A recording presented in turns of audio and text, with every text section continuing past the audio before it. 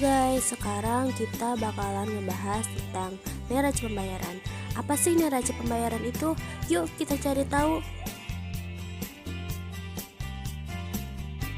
Neraca pembayaran adalah catatan yang sistematis tentang transaksi ekonomi internasional antara penduduk suatu negara dengan penduduk negara lainnya dalam jangka waktu tertentu.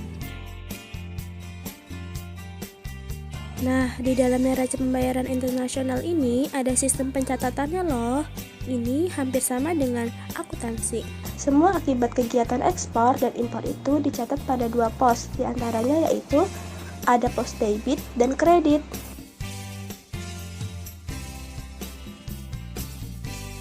Contoh dari pos debit misalnya, Indonesia melakukan sebuah impor motor dari Jepang. Berarti arus uang akan mengalir ke Jepang dalam kegiatan itu. Kamu bisa mencatatnya di pos debit, di mana semua kewajiban pembayaran terhadap negara lain atau uang mengalir dari dalam negeri ke luar negeri, itulah yang dicatat di debit.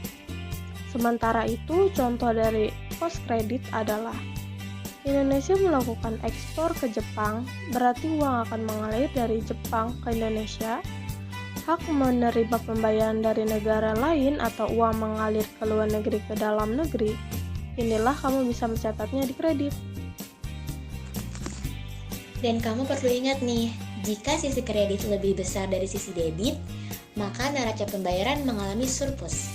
Sebaliknya, jika sisi debit lebih besar dari kredit, maka neraca pembayaran mengalami defisit. Selain itu, ada juga 3 komponen utama dari neraca pembayaran internasional. Yang pertama, neraca berjalan atau current account. Yang kedua, neraca modal atau capital account. Dan yang ketiga, neraca moneter atau monetary account.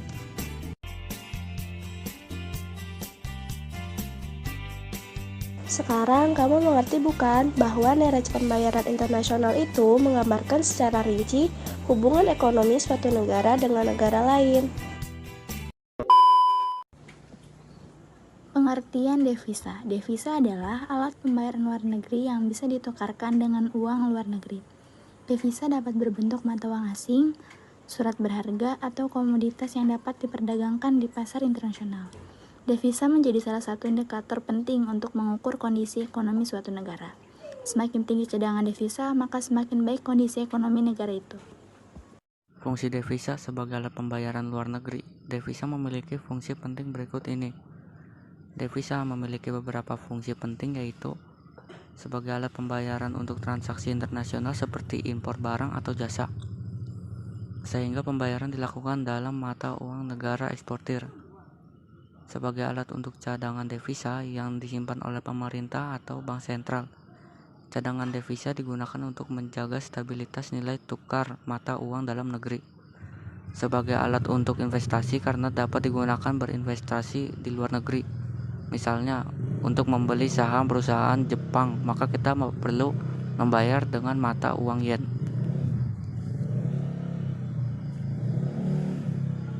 Contoh devisa adalah alat pembayaran untuk melakukan transaksi internasional. Sehingga contoh devisa bisa berikut ini: uang kertas atau koin seperti dolar, euro, yen, dan pound sterling. Surat berharga seperti obligasi pemerintah, saham, dan derivatif.